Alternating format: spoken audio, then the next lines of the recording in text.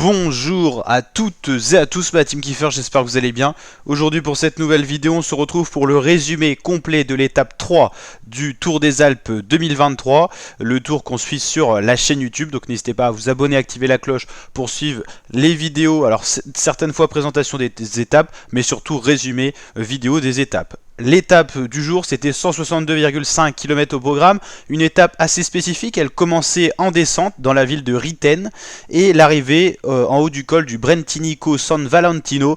Le Tour des Alpes se parcourt dans deux pays différents, l'Italie et l'Autriche. Donc on n'a que des étapes de montagne et là c'était une très belle arrivée en altitude, 15 km 5 à 7,5% de moyenne, col de catégorie 1. C'est des beaux cols type qu'on peut retrouver sur le Tour de France ou les grands tours comme le Giro ou la Vuelta.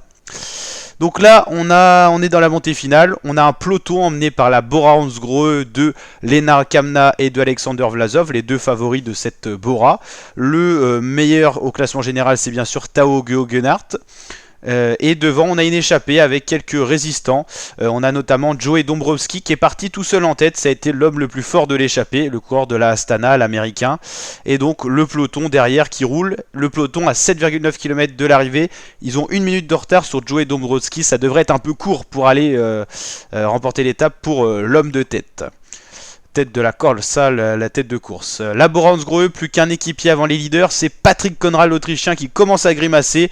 Son relais va certainement bientôt se terminer. Le maillot vert, c'est le maillot de leader au général, équivalent du maillot jaune par exemple sur le Tour de France. C'est sur les épaules de Tao Geoghenaert. Pour la Ineos, il y a également Geraint Thomas qu'on peut voir ici, ou encore Pavel Sivakov. Là, on retrouve Santiago Buitrago, Lorenzo Fortunato et encore d'autres coureurs. On verra plus tard les coureurs auxquels on a affaire. Joey Dombrowski toujours en tête, 45 secondes, et derrière ça attaque, ça bouge du côté des Bora, ça n'a pas roulé pour rien. C'est l'Allemand Lennart Kämna, âgé de 26 ans, qui attaque, le coureur allemand qui fait le trou, hein. Il a réussi à partir, c'est tout simplement Vlasov qui a fait la cassure pour forcer les Ineos à rouler, à se dépenser un peu. Dombrowski toujours tout seul en tête, mais Kämna ça monte fort, il a creusé l'écart avec le peloton sur le groupe des favoris et il revient sur Joey Dombrowski. On voit les lacets de ce col, toujours beau à voir. L'effort qui continue pour Joey Dombrowski qui va revoir sur ses talons revenir Lennart Kämna, qui peut apercevoir maintenant le coureur de la Astana, mais attention, qui c'est qui arrive de derrière? C'est le Education First Cepeda, l'équatorien, qui revient sur Vlasov, sur Kämna, pardon. On l'a même pas vu attaquer, donc c'est un duo en poursuite, en chasse-patate de Dombrowski. Cepeda qui attaque un peu Kämna, qui lisse son effort, mais qui va revenir dans la roue de l'équatorien. Ça revient donc sur Dombrowski et c'est Cepeda, Kämna qui sont en train de revenir. Ils vont assez vite mettre en difficulté Joey Dombrowski. Et derrière ça bouge un petit peu, c'est Buitrago, le maillot de meilleur grimpeur, c'est pour ça qu'il est en bleu. Le groupe des favoris, il n'y a plus grand monde, c'est Sivakov, quand même Geoghenaert, quand même également il y a Jack Keg, si je dis pas de bêtises, et voilà d'autres coureurs qui sont dans ce groupe. Pavel Sivakov, le français quand même. C'est pas Simon Carr, mais c'est bien Cepeda là qui est devant avec Kämna dans la roue. Ça y est, Joey Dombrowski est décroché. Et derrière ça attaque, c'est cette fois Geoghenaert qui attaque. Du coup certainement que Cepeda a eu l'information en oreillette. Il relance un coup également, certainement pour pas se faire rattraper. Mais Kämna tient toujours, il la joue bien on va dire. Toujours le duo en avant là avec 14 secondes d'avance, 1 km 5, ça peut le faire, mais attention, si Geoghenaert ou ça rattaque dans le groupe des favoris, ça peut revenir très vite. Il reste quand même 1 km 5 en montée, c'est pas rien.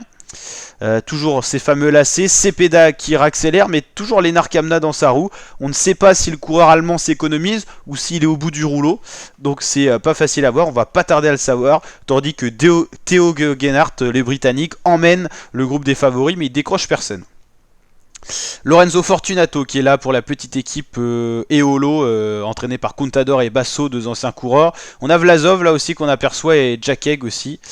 Cepeda qui va se faire attaquer par Alexander Vlasov et finalement Vlasov, pas Vlasov, je confonds toujours, Kämna, Lennart Kämna plutôt qui était dans ce duo, l'a bien joué l'allemand, il s'en va et Cepeda paye ses efforts, hein. Lennart Kämna s'est servi de Cepeda pour se propulser vers une victoire d'étape qui est cette fois validée, on peut le dire. C'est fait pour Lennart Kämna qui s'impose donc sur la troisième étape du Tour des Alpes.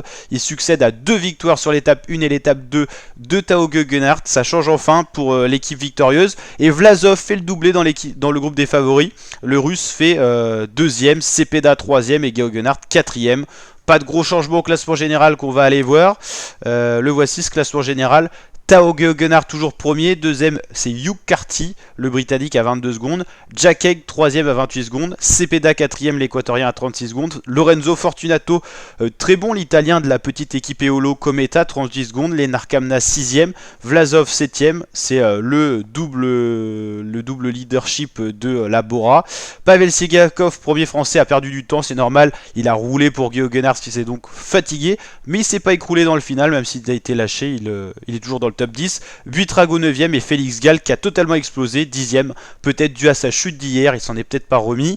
Max Poul pour la DSM plutôt pas mal, hein. Michael Biscara pour Euskadi Euskadi 12ème, pareil Pinte, Guerin Thomas ou encore Mathieu Ricitello. Ça nous permet de découvrir aussi des petits coureurs assez jeunes qui sont en train de se révéler. C'est le cas pour Félix Gall, Max Poul, Fortunato le connaissait déjà, mais là il suit quand même les meilleurs au général, c'est toujours intéressant.